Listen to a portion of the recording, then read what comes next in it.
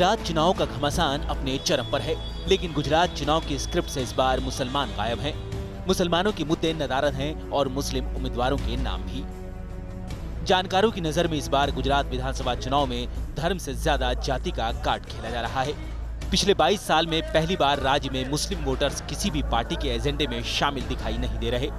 साल 1995 के बाद ये पहला मौका है जब राज्य विधानसभा चुनाव में इनकी भागीदारी कहीं नहीं दिख रही है। बीजेपी ने एक भी सीट पर मुस्लिम उम्मीदवार को नहीं उतारा है, वहीं कांग्रेस ने महज 6 मुस्लिमों को टिकट दिया है। कांग्रेस का फोकस जातियों पर है। कांग्रेस मैनिफेस्टो में भी मुस्लिमों के लिए कोई खास ऐलान नहीं है। गुजरात में करीब 10% मुसलमानों की आबादी है।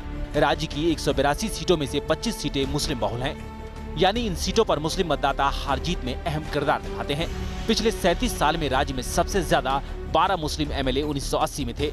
2012 के विधानसभा चुनाव में सिर्फ 2 मुस्लिम ही एमएलए बने। 2012 के चुनाव में बीजेपी ने 25 मुस्लिम बहुल सीटों में से 17 पर कब्जा किया था। 8 सीटें कांग्रेस को मिली थीं। जाहिर है गुजरात चुनाव में मुसलमान पर्दे के पीछे हैं, लेकिन इस चुनाव में मुस्लिम वोटरों की कशमकश जमीन पर साफ दिखती है। क्या है गुजरात के मुसलमानों को लेकर सियासी पार्टियों की स्ट्रेटजी? आखिर इस चुनाव में इतना अहम क्यों नहीं रहा मुस्लिम फैक्टर? हिंदुत्व और जाति के कार्ड के बीच मुसलमानों की रहनुमाई का दावा कोई नहीं कर रहा। इस राजनीतिक बदलाव पर क्या सोचता है गुजरात का मुस्लिम समाज और क्या है उनकी अपनी हुक्मरानों से उम्मीदें? देखिए हमारी खास पेशकश में। सिद्दी सैयद मस्जिद ये अपने आप में न सिर्फ एक ऐतिहासिक धरोहर है हमारे हिंदुस्तान की, बल्कि मिसाल है उस गंगा जमुनी तहजीब की जो अहमदाबाद की बुनियाद है। साबरमती के तट पर बसा ये शहर अपने आप में बहुत कुछ कहता है। उस भाईचारे की दास्तां बताता है जो सालों से नहीं बल्कि सदियों से यहाँ पर मौजूद है। लेकिन एक धारणा सी मरी कि शायद अल्पसंख्यक समाज आज गुजरात में मुख्य धारा में अपने आप को नहीं पाता। क्या वाकई में ये सच्चाई है या दरअसल ये एक परसेप्शन है जो बनाया गया है देश भर में या दुनिया में? बात कर रहे हैं अल्पसंख्यक समुदाय के कुछ एक लोगों से जो आज अपनी बातों को सामने रखेंगे। आप सबका बहुत स्वागत है न्यूज़ नेशन पर। पहला सवाल मैं आपसे लेना चाहता हूँ। एक परसेप्शन है कि अल्पसंख्यक समाज आज अपने आप को पूरे तरीके से शामिल नहीं करता गुजरात की मुख्य धारा में। क्या ये सही है? देखिए, सही माने तो ये परसेप्शन तो है, तभी हम यहाँ पे चर्चा कर रहे हैं जी। तो पूरे देश में जो माहौल है उस माहौल में कहीं ना कहीं अपने आप को बीइंग अ मुस्लिम बहुत दूर मैं पाता हूँ। ये देखा जाता है कि जो मोनोपोलाइज सिस्टम है, कॉरपोरेट सेक्टर हो, ब्यूरोक्रेसी हो, पॉलिटिशियन और बहुत सारे जो भी सेगमेंट्स है जिससे देश चलता है, तो वहाँ पर रिप्रेजेंटेशन की जब बात आती है तो ईमानदारी से रिप्रेजेंटेशन नहीं दिया जाता। तो मैं समझता हूँ कि तरीके से ईमानदारी से मौका मिलना चाहिए। तो क्या ये रिप्रेजेंटेशन आपको लगता है कि संवैधानिक तौर पर आपको नहीं मिला, जो कि संविधान ऐसा कहता नहीं है, या इसलिए क्योंकि लोग नहीं आगे बढ़ते और लोग अपनी जगह अपना हक नहीं लेते? देखिए, ये समाज को देखने का जो हर किसी का एक अपना दृष्टिकोण है और जिन्होंने अपनी आंखों पे जो चश्मा लगा रखा है जातिवाद का, धर्म का, समाज का, उस चश्मे से ही देखा जाता है कि भाई इंटरव्यू की पैनल में कौन बैठेगा, किस कम्युनिटी के लोग बैठेंगे, अच्छा इस कम्युनिटी को लेना है, इस कम्युनिटी को नहीं लेना है। तो कहीं ना कहीं ये जो जातिवाद का और प्रांतवाद का और जो चश्मा पहना हुआ है उसी से समाज को लोग देखते और आकलन करते हैं। और end of the day political gain कहाँ पर हो रहा है? पर्टिकुलर कम्युनिटी हमें वोट ही नहीं दे रही है तो फिर यहाँ पे क्यों डेवलपमेंट करें? पर्टिकुलर कम्युनिटी अगर हमारे लिए कभी हमारे सामने साथ खड़ी ही नहीं है तो हम यहाँ पर क्यों फंड करें? तो ये जो सारा जो है, आप देखिए कि बीइंग अ मुस्लिम अगर इस्लाम की बात करें तो वहाँ पर नो डिस्क्रिमिनेशन, मतलब जो भी रहा इतिहास, जैसे 700-800 साल मुगलों ने यहाँ पर राज किया, तो इस दौरान सभी समाज और सभी धर्मों को यहाँ पे फले फूले और सब लोगों का रहा। तो अपनाने का काम और भाईचारे का काम हमेशा कम्युनिटी की तरफ से रहा है। लेकिन सरकार का जो चश्मा है, पॉलिटिकल लोगों का चश्मा है, सामाजिक। आप पॉलिटिकल सिस्टम से थोड़े नाराज हैं? आपकी नाराजगी पूरी सिस्टम से नाराज है। रिप्रेजेंटेशन ईमानदारी से मिलना चाहिए। जिसके पास नॉलेज है, एजुकेशन है, उसको मौका मिलना चाहिए और उसको जिस तरह से सबको मौका मिलता है उसी तरह से मुसलमान को भी मौका मिलना चाहिए। जनाब, मैं आपसे समझना चाहूँगा, ये बताइए कि संविधान ने हम सबों को एक ही हक दिए। हर नागरिक जो हिंदुस्तान में पैदा होता है वो संविधान के तहत चलता है। लेकिन आज जब हम बाहर निकलते हैं, बातचीत करते हैं, क्या वाकई में लोगों के बीच में इतनी दूरियां बढ़ गई हैं या दरअसल ये दूरी सिर्फ हमारी समझ में? नहीं, लोगों के बीच में दूरियां सरकारों ने बढ़ाई है। लोग तो दूर नहीं रहना चाहते, लेकिन संविधान की बात करते, संविधान में मुसलमानों को हक दिया है, लेकिन हर चीज़ हमको यहाँ लड़कर लेनी पड़ती है, हाई कोर्ट से लेनी पड़ती है। आप मैं को बताऊँ 2 चीज़ कि स्कॉलरशिप के मामलों को लेकर हमने हाई कोर्ट से यहाँ की सरकार के सामने लड़कर 5 साल लड़े और हाई कोर्ट ने डिसीजन दिया कि इनको स्कॉलरशिप प्री मैट्रिक दी जाए जब सरकार ने की। और वक़्फ़ की बात है, जो अल्लाह की मिल्कत होती है, मस्जिदों की मिल्कत होती है, वो भी इलीगल बेचने के लिए सरकार ने परमिशन दे दी थी और हमने PIL की और उसको रोक लगाई। 200 करोड़ की मिल्कत ऑन पेपर है और अनऑफिशियल वो मिल्कत 500 करोड़ की है। तो हमारी मिल्कतें सरकारें इस तरह बेचती है तो हमारा डेवलपमेंट होता नहीं है और सरकार हमारे साथ यहाँ डिस्क्रिमिनेट करती है, अलग भेदभाव करती है। बहुमती के पॉलिटिक्स से दूर हटकर ज़रा मैं आपसे एक सवाल और पूछूं। जैसा आपने खुद कहा कि आप कोर्ट का दरवाज़ा खटखटाया, आज आपको न्याय मिला। यानी कि अगर आज हम अपनी आवाज़ बुलंद करें तो जो अन्याय हो रहा है, चाहे वो किसी के साथ भी हो, उस अन्याय को दूर करने के रास्ते हैं हिंदुस्तान में। हिंदुस्तान का जो संविधान 1948 में बाबा साहब आम्बेडकर ने जो बनाया था, सब ने मिलकर बनाया था, वो हिंदुस्तान के संविधान पे आज भी मुसलमान को विश्वास है। अल्लाह के बाद हिंदुस्तान के संविधान पे विश्वास है और हिंदुस्तान की जुडिशरी आज भी बायस नहीं है, इसीलिए हम उसकी जुडिशरी पर विश्वास करते हैं। मैं एक बार फिर आपसे पूछूं, चलिए, डर एक ऐसी चीज़ है जो मानसिकता के तौर पर है, लेकिन क्या ये इतनी हावी हो जाती है कि हम अपने अधिकारों को ही भूल जाते हैं और उसके साथ साथ अपनी जिम्मेदारियों को भूल जाएं? देखिए, डर की जब गुजरात में खड़े रह के बात करते हैं तो डर को आपको 2002 के बाद जो डर गुजरात के मुसलमानों में आया, उस डर को देखना पड़ेगा। 2002 के बाद मुसलमानों में ये डर आया कि अगर हम बहुसंख्यक विस्तार में रहेंगे तो कब दंगा होगा और कब मेरे घर वालों को मार दिया जाएगा, मेरी प्रॉपर्टीज़ को जला दिया जाएगा। 2002 के बाद देखें तो कब पोटा जैसे कोई कानून के तहत 300 से ज़्यादा बेगुनाह लोगों को 11 और 12 साल और 15 साल के लिए सलाखों के पीछे नहीं डाल दिया जाएगा, जिनको साबित करने में बरसों लग जाएंगे। डर को मैं जब गुजरात के पर्सपेक्टिव में देखूं तो मेरे को ये हमेशा लगता है कि कब कौन सी जांच एजेंसी मुझको ये कह के नहीं मार दे कि मैं फ़लाँ इंसान को टारगेट करके, क्योंकि उसने 2002 में मुसलमानों का कत्लेआम किया था, उसका बदला लेने के लिए उसको मारने के लिए आ रहा हूँ और बाद में ये निकले कि वो सारी मुठभेड़ें फर्जी थी। तो और मैं वो नहीं समझ पाता कि कब उठ के मुझको ये कहा जाए कि मैं अगर किसी जैन मंदिर को देखने के लिए जाना चाहता हूँ, उसकी सभ्यता को जानना चाहता हूँ, पारसी सभ्यता को जानना चाहता हूँ और उसके धार्मिक स्थानों में देखना चाहता हूँ और मुझको ये कह दिया जाए कि मैं वो देखने गया था तो मैं रेकी करने गया था कि मैं उस पर अटैक करना चाहता हूँ। तो ये डर मुसलमानों में यहाँ की राजसत्ता ने, यहाँ के प्रशासन ने कूट के भर दिया है और हमने न्यायालयों से अगर ऐसी बात है तो मैं तो ये भी कह सकता हूँ कि शायद यही डर मुसलमान को हर जगह है जहाँ जो है, चाहे आप UK की बात करें, आप अमेरिका की बात करें, आप ऑस्ट्रेलिया की बात करें, न्यूजीलैंड की बात करें, फिनलैंड की बात करें, कहीं पर भी आज तो एक, देखिए, डर एक मानसिकता है, वो उतना ही आपको डराएगी जितना आप डरेंगे। चलिए, मैं ज़रा आपसे समझना चाहता हूँ साहब। देखिए, डर जो है ये एक कारोबार है जी, सिर्फ माइनॉरिटीज़ के अंदर पैदा नहीं किया गया है, ये मेजॉरिटी के अंदर भी पैदा किया गया है। पुलिस का डर दिखाया जाता है और यहाँ पर तो एक बड़ा कारोबार मुसलमानों के बीच में जो डर का है वो है मुखबिरों का। मुखबिरों के ज़रिए जो लोगों के दिल में सिस्टम के ज़रिए जो है पैदा किया जाता है और लोग जो पुलिस से कम डरते हैं, मुखबिर से ज़्यादा डरते हैं। मुसलमानों की ये परिस्थिति है। अच्छा, मैं आपसे एक बड़ा सवाल पूछूंगा जो कि आमतौर पर बहुत चर्चित रहता है, और वो ये कि आज अल्पसंख्यक समाज में 3 चीज़ की बहुत बड़ी कमी है। सबसे बड़ी कमी है शिक्षा की, दूसरी बड़ी कमी है रोज़गार की, और तीसरी बड़ी कमी है रिप्रेजेंटेशन की। रिप्रेजेंटेशन की बात हम कर चुके, अब ज़रा शिक्षा की बात करते हैं। ऐसा क्यों नहीं होता कि समाज एकत्रित हो, खुद को शिक्षित करने के लिए आगे बढ़े, तमाम सरकार की नीतियों का फ़ायदा उठाए और आगे बढ़े? यहाँ कमी क्यों रह जाती है? शिक्षा के क्षेत्र में इतना अभाव क्यों है मुसलमान समाज में?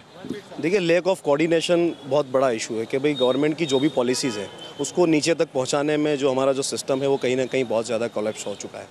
और वही वापस मैं वही बात पे फिर से आना चाहता हूँ कि एक सिस्टम जो सेट है, मतलब एक जो दृष्टिकोण है देखने का कि पर्टिकुलर कम्युनिटी को हमें बहुत ज़्यादा नॉलेज नहीं देना, बहुत ज़्यादा एम्पावर नहीं, ये एम्पावरमेंट की बात है। एम्पावर करना पड़ेगा आपको एजुकेशन के जो, लेकिन सरकारी स्कूल में तो हर कोई जा सकता है ना, गवर्नमेंट सिस्टम में तो कोई भी जा सकता है। जी, मैं आ रहा हूँ साहब, आ रहा हूँ जी। सरकारी स्कूलें खुली ही नहीं है सर। हर जगह सिस्टम्स तो अवेलेबल है ना, वहाँ जाने में दिक्कत क्या है? लोग क्यों नहीं जा, और पढ़ाई पर जोर क्यों नहीं होता? देखिए, बात ये नहीं कि सरकार हमें क्या क्या सुविधाएं दे रही है। मैं आपको थोड़ा पीछे ले जाना चाहता हूँ कि मौलाना अबुल कलाम आज़ाद को जब भारत का, इस देश का पहला एजुकेशन मिनिस्टर बनाया गया तो सिर्फ इसलिए बनाया गया क्योंकि वो पर्टिकुलर किसी कम्युनिटी से थे और उनको पता है कि इस्लाम में कोई डिस्क्रिमिनेशन नहीं है। और ये बंदा अगर मिनिस्टर बनेगा तो पूरे समाज को, पूरे देश में हर तबके तक एजुकेशन को पहुंचाएगा, किसी भी जाति और किसी समाज और किसी धर्म के चश्मे से नहीं देखेगा। मैं वापस उसी बात पे आता हूं कि ईमानदारी से आपको मौका देना पड़ेगा। मैं बहुत ही आभारी हूं इस कानून का, राइट टू एजुकेशन, जिसके तहत गरीब बच्चों को आज मुफ्त में शिक्षा मिल रही है। वहाँ ये नहीं देखा जाता कि किस धर्म का बच्चा आ रहा है, और सिर्फ ये देखा जा रहा है कि किसको ज़रूरत है एजुकेशन की, जो गरीब है, जिसके पास पैसा नहीं है। तो उसी तरीके की पॉलिसी पर हमें जाना पड़ेगा। जी, आप कहना चाह रहे थे, बताइए। 2004 में कॉरपोरेशन की यहाँ पे जो सेमी गवर्नमेंट है उसकी 2000 स्कूल थी, आज 180 है। क्या रीज़न है? हाँ, पढ़ाई का जरिया जो था उसको छीना जा रहा है, उसको मोटिवेट नहीं कर। अगर कॉरपोरेशन स्कूल्स चलें, अगर कॉरपोरेशन स्कूल चलें तो आपको लगता है ज़्यादा अच्छा होगा? हाँ, एजुकेशन मस्ट था, अच्छा था, पढ़ते थे लोग। आज भी कई लॉयर्स हैं जो कॉरपोरेशन में पढ़े हुए हैं और कॉरपोरेशन की लाइट के नीचे पढ़े हुए हैं। स्कूलें थी, सिस्टम में जो कुछ सुधारा नहीं हो रहा है। सिस्टम है उसको बिगाड़ रहे हैं और स्कूलों को बंद कर रहे हैं। क्या माइनॉरिटीज़ किसी भी तरह तालीम ना ले? हम लोग हक की बात करते हैं, लेकिन साथ ही साथ जवाबदेही भी तो है, रिस्पॉन्सिबिलिटीज़ भी तो है। एजुकेशन के लिए समाज को भी सामने आना पड़ता है, वरिष्ठ लोगों को भी सामने आना पड़ता है। ऐसा क्यों है कि वो कमी रह जाती है? नहीं, देखने जाओ तो मुस्लिम की आज बात करें तो आज 50% मुस्लिम का जो वर्ग है वो गैरेज में काम करता है और हाथ काले करता है। उसके पीछे भी कहीं ना कहीं देखने जाए तो शिक्षण या शिक्षा की कोई कमी है मुस्लिम के अंदर। अगर दूसरी जगह देखे जाए तो पर्सनली मैं बोलता हूँ कि मेरे एक अंकल है, वो कॉरपोरेशन में नौकरी करते थे। वो मैंने उनको देखा था कि हाँ, इनको गवर्नमेंट में नौकरी है। आज मेरी 35 साल की उम्र है, मैंने आज तक मेरे रिश्ते में देखा नहीं कोई भी जगह पे कि मेरे अंकल के 30 साल पहले, 35 साल पहले जो कॉरपोरेशन में नौकरी करते थे, और आज मैंने कभी ऐसी खुशखबरी भी नहीं सुनी मैंने मेरे परिवार में कि हाँ, इनकी कोई नौकरी लगी हुई है। तो मैं वो भी देखता हूँ तो मेरे को ऐसा लगता है कि मुसलमान के हालात आज एजुकेशन में बहुत ही पीछे हुए हैं या टारगेटली पीछे करे गए हैं। वो भी मैं देख रहा हूँ। वो देख रहे हैं आप? मैं कुछ कहना चाहूँगा। जी सर। मैं खुद एजुकेशन में, मैं वैसे सिविल इंजीनियर हूँ, लेकिन मैं एक Rahbar education and welfare society का प्रेसिडेंट भी हूँ। हम लोग GPSC लेवल तक की एग्ज़ाम्स की प्रिपरेशन करवाते हैं और फ्री ऑफ कॉस्ट करवाते हैं। तो जो भी ग्रेजुएट बच्चे हैं उनको हम लोग प्रिपरेशन करवाते हैं और 150 से ज़्यादा बच्चे हमारे इसमें लग चुके हैं। हम लोग तो प्रिपरेशन कराते हैं, बहुत से बच्चे हमारे पास आते हैं, लेकिन प्रॉब्लम वही आता है कौमवाद का, जिसको हम कहेंगे कम्युनलिज़म, कि हमारे बच्चे वहाँ जाते हैं, बहुत टैलेंटेड बच्चे हैं, लेकिन सिलेक्शन बहुत कम होता है GPSC में। और आप UPSC में भी आपको पता है 2% से ज़्यादा जो ऑफिसर्स हैं वो मुस्लिम नहीं है। ये पूरा ऑल ओवर इंडिया में ये प्रॉब्लम है, गुजरात में ये प्रॉब्लम ज़्यादा है, लेकिन उनको चांसेस नहीं मिलते, अपॉर्चुनिटीज़ नहीं मिलती जितनी मिलनी चाहिए। जो मिलनी चाहिए वो बहुत बड़ी शिकायत है। एक और सवाल मैं आप लोगों के सामने रख रहा हूँ, और ये सवाल है रोज़गार का। आज सरकारी नौकरियाँ ना के बराबर हैं, ज़्यादातर नौकरियाँ प्राइवेट सेक्टर में। क्या वहाँ पर भी आपको डिस्क्रिमिनेशन दिखाई देता है? जो प्राइवेट सेक्टर है वहाँ बहुत से मुसलमानों को रोज़गारी मिलती है, उनकी एजुकेशन में, लेकिन तनख्वाह जो मिलती है 10 से 12 हज़ार रुपये, और खर्च उनका कम से कम 18 हज़ार रुपये खर्च होता है। उनको उनकी मेहनत के हिसाब से तनख्वाह मिलता नहीं है प्राइवेट सेक्टर में। मैं यही सवाल फिर आपके सामने लेके आता हूँ। रोज़गार के अवसर क्या आज कम्युनिटी के ऊपर आधारित है? मैं कहूँगा यही, हाँ, कहीं पर जहाँ पर कॉर्पोरेट सेक्टर है, खुद का जो स्किल अगर कोई MBA MCA जो बड़ा किया होता है तो उसको मिल जाती है, लेकिन जो अकाउंटेंट होता है कि MCOM किया होता है, छोटा ऊपर, क्योंकि कॉलेज में प्रोफेसर, प्राइवेट कॉलेज में बनना, कि प्राइवेट स्कूल में प्रोफेसर बनना, टीचर बनना होता है, तो वहाँ ये देखा जाता है कि ये मुसलमान है तो इसको बाजू पर रखा जाए और दूसरों को दिया। अगर ऐसा होता तो अजीम प्रेमजी इतने बड़े बिजनेसमैन होते ही नहीं। वो बहुत बरसों पहले जो हो गए, जो बरसों पहले हो गए, जब ये चीज़ नहीं चल रही थी। ये पिछले 20 साल 30 साल से चल रही है। जी, आप कुछ कहना चाहिए? देखिए, इसमें ये थोड़ा समझने की ज़रूरत है कि प्राइवेट सेक्टर में पहुंचने के लिए बंदे को एक क्वालिटी एजुकेशन लेना पड़ता है, और और वो बहुत ज़्यादा हाँ, कि पढ़ाई जो है जो हम मुहैया करा रहे हैं लेकिन नौकरी नहीं मिलती। सबसे बड़ा प्रॉब्लम यहीं पे क्रिएट हो रहा है कि प्राइवेटाइजेशन जो बढ़ रहा है एजुकेशन में, आज जिसके पास पैसा है वो पढ़ाई कर रहा है, आज गरीब बच्चा MBA नहीं कर सकता। एक ज़माना हुआ करता था 15,000 में डॉक्टर बन जाते थे। आज समझ लीजिए 15 लाख, 20 लाख, 25 लाख। इंजीनियर बनना हो तो आप कम से कम 4-5 लाख। तो प्राइवेटाइजेशन जितना ज़्यादा एजुकेशन में बढ़ रहा है, तो और इस तरह के जो समाज है, जो पिछड़ा वर्ग है, शेड्यूल कास्ट है, शेड्यूल ट्राइब है, माइनॉरिटीज़ है, इन लोगों के पास तो है ही नहीं पैसा ऑलरेडी, तो ये एजुकेशन भी कहाँ से लेंगे? तो ये अफोर्डेबल एजुकेशन नहीं है। जो आप प्राइवेट सेक्टर की बात कर रहे हो, वहाँ पर सिर्फ और सिर्फ क्वालिटी और सिर्फ और आपके अंदर वो कैपेबिलिटी है कि नहीं, वो देखी जाती है। वहाँ ये नहीं देखा जाता। इसको अप्रिशिएट करेंगे हम, लेकिन वो उस लिए MBA, MCA या CA या फिर उस लेवल का जो हायर एजुकेशन है, वो प्राप्त करने के लिए मेरे पास पैसे नहीं है। तो वो कैसे मिलेगा?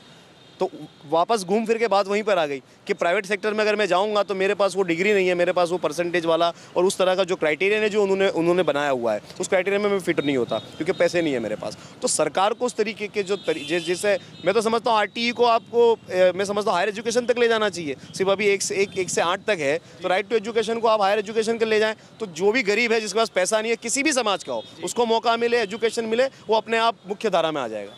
बहुत खूब। तो एक आखिरी सवाल आप सबों के सामने, और सवाल ये कि हम क्या 2 बड़ी चीज़ें या 3 बड़ी चीज़ें आज समाज में होती देखें जिससे मुख्य धारा में और शामिल होने का मौका मिल सके अक़लियत को और ख़ास करके अल्पसंख्यक समाज को? शुरुआत में आपसे।